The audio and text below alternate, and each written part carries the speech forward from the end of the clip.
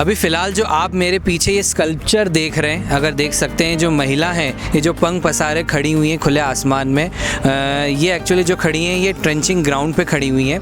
और मैं बता दूं, शायद आपको जानकर थोड़ी सी हैरानी होगी कि आप ही के घर का जो सूखा कचरा है वो इस वक्त इस कल्चर का रूप ले चुका है। कैसे हो रहा है ये सब, ये कोई चमत्कार नहीं है, ये बस थोड़े से मैनेजमेंट और इंजीनियरिंग के फंडे हैं। आप ही का कचरा जो है एक सुंदरता का रूप लेता जा रहा है। और ये सब कैसे हो रहा है इसी बारे में चर्चा करेंगे। हमारे साथ गुप्ता जी हैं। गुप्ता जी, आप थोड़ा सा क्या यहाँ पर देखते हैं, थोड़ा सा उस बारे में जानकारी दें पहले। मैं गीले कचरे से जो खाद बनती है, जो गीला कचरा डेली घरों से कलेक्ट किया जाता है, गीला सूखा कचरा, उसका इंचार्ज हूँ। जो खाद हम डेली बना रहे हैं उसका मैं इंचार्ज हूँ। अच्छा, तो आप इंजीनियर साहब हैं जो यहाँ पूरा टेक्निकल कॉन्सेप्ट देख रहे हैं। तो सबसे पहले तो मुझे ये बताएं कि ये कचरा जो है ट्रेंचिंग ग्राउंड में जो काफ़ी सालों से एक पहाड़ का रूप लेता जा रहा था, ऐसे कौन से इंजीनियरिंग फंडे लगे, क्या टेक्निकल चीज़ें हुई जिससे आज ये इतना एक सुंदर उपवन का रूप लेता जा रहा है। ये पूरे पहाड़ जो हैं ये कचरे वाले गायब होते जा रहे हैं। जो एक गिद्धों का समूह यहाँ हुआ करता था वो गायब दिख रहा है। तो कुछ चीज़ें मिसिंग दिख रही है, सीन कुछ चेंज है। ये एक्चुअल में हमारी एक प्रोसेस होती है बायोरेमेडिएशन। उस प्रोसेस में हम लोगों ने ट्रॉमेस लगाए हैं, दूसरी मशीन्स वगैरह लगाई हैं। इस कचरे को हमने पूरा सॉर्टिंग किया है। इसमें सॉइल अलग हुई है और सॉइल अलग होकर उसमें जो वो बचा है शेष, उसको हमने रिसाइकल के लिए भेजा है। प्लस जो सॉइल बची उससे हमने गार्डन डेवलप किया। आप देख सकते हैं पीछे जो गार्डन डेवलप हुआ है ये उसी सॉइल से हुआ है। उसी में हमारा सारा ये जो 100 एकड़ का जो पहाड़ हमारा निकल के आया, ये काफ़ी सुपर खूबसूरत दिख रहा है और शहर के लोगों के लिए एक आकर्षण का केंद्र बना हुआ है। यहाँ इससे पहले यहाँ पे क्या होता था कि ओल्ड जो कचरा डंप होता था यहाँ पे, उससे काफ़ी आग लगती थी, लोग काफ़ी परेशान होते थे, बदबू आती थी, पशु पक्षी भी ज़्यादा होते थे। अब वो सारी चीज़ें यहाँ पे ख़त्म हो गई हैं। सारा हम लोगों ने उसका निपटान करके और इसको एक सुंदर गार्डन के रूप में डेवलप करने का हमारा प्लान चल रहा है। ये जो बदलाव देखे जा रहे हैं या जो अभी दिख रहा है, ये क्या कोई टेक्निकल मशीन द्वारा हुआ है सारी चीज़ें, या एक्चुअल कॉन्सेप्ट क्या है? थोड़ा सा अगर आसान भाषा में इंदौर की जनता को बता सके तो ताकि उनको भी ये लगे कि वो जो मेहनत आज वो घर पे कर रहे हैं, गीले और सूखे कचरे को ईमानदारी से नगर निगम के कचरा गाड़ी तक पहुंचा रहे हैं, उनको भी दिखना चाहिए कि वाकई में उनकी जो मेहनत है वो अंतिम पायदान तक जाकर सफलता रूप से काम हो रहा है और इंदौर को वापस से स्वच्छता में नंबर 1 दिलाने में मददगार रहेगा।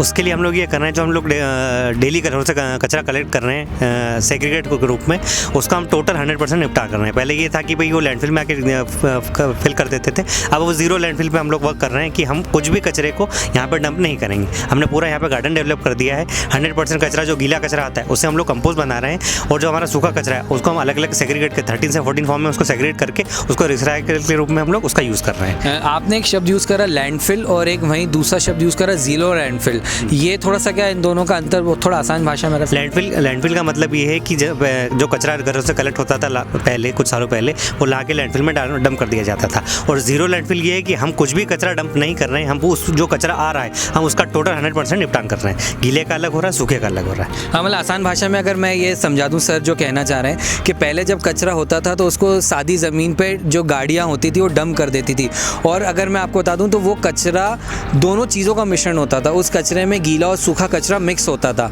और वो ज़मीन पर जाके डंप कर दिया जाता था, जिसको हम आसान भाषा में बोलते हैं लैंडफिल। ज़ीरो लैंडफिल में अर्थ ये हो गया है कि अब वो कचरा उस ज़मीन पे लाके नहीं पटका जाता, बल्कि उसे ट्रेंचिंग ग्राउंड पे मौजूद या अलग सेंट्रलाइज जो जगहें बनाई गई है नगर निगम द्वारा वहाँ पहुँचाया जाता है। और जो आपने वहाँ घर से ही अलग छाट के जो गीला और सूखा कचरा निगम की गाड़ियों को दिया है वो अपनी अपनी जगह, गीले कचरा जो है अपनी जगह जाता है, सूखा कचरा अपनी जगह जाता है, और उनका आगे किस रूप में कन्वर्जन होना है, उससे आगे क्या बनना है, वो वहीं पर ही उसका काम चालू हो जाता है। तो इसलिए किसी डंपिंग ग्राउंड की आवश्यकता ऐसे में नहीं पड़ती है। तो ऐसे में तो सर ये तो अगर मैं ऐसी बात करूँ तो ज़ीरो लैंडफिल मतलब अब ना कोई ऐसे कचरे के पहाड़ बनते दिखेंगे। ऐसे में तो लैंड जो उपयोगिता है, खाली लैंड की अवेलेबिलिटी बढ़ेगी। और इनफैक्ट जो कहीं ना कहीं पहले ऐसे कहा जाता था कि जहाँ डंपिंग ग्राउंड बन रहा है तो वहाँ के जो आसपास के रेजिडेंशियल एरियाज़ हैं या वाटर कंटेमिनेशन वाली जो प्रॉब्लम है, कहीं ना कहीं इससे भी निजात मिलेगी थोड़ा सा।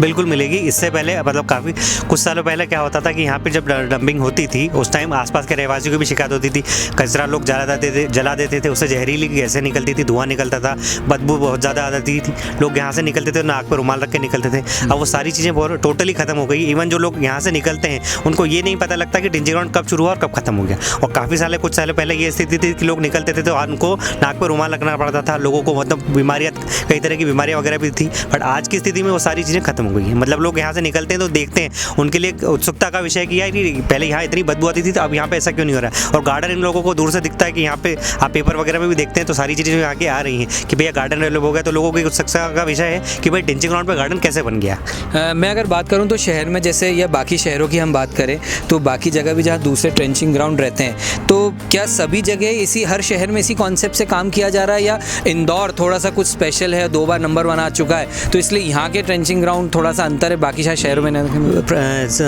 प्रोसेस तो एक ही है, बट कुछ शहरों ने अभी फॉलो किया है, कुछ शहरों ने पहले से फॉलो करना शुरू कर दिया। नगर निगम इंदौर नगर निगम ने काफ़ी टाइम पहले से शुरू कर दिया था, लगभग 3-4 साल पहले से हम लोगों ने प्रोसेस शुरू कर दी थी। अब कुछ शहर इसमें आगे आ गए हैं, कुछ शहरों ने जल्दी किया और कुछ शहरों की प्रोसेस स्लो है। प्रोसेस एक ही है, बट किसी ने उसको जल्दी टेकअप किया और किसी ने स्लो टेकअप किया। आगे आने वाले समय में क्या और हम और भी ज़्यादा सौंदर्यकरण की उम्मीद रख सकते हैं इस ट्रेंचिंग ग्राउंड में, या क्या कुछ ऐसा भी प्लान है कि आम जनता के लिए एक टूरिस्ट स्पॉट की तरह एक ट्रेंचिंग ग्राउंड डेवलप किया जो शायद मेरे ख्याल से पूरे भारत में अपने आप में एक अनोखी चीज़ होगी, बिल्कुल अनोखी चीज़ होगी।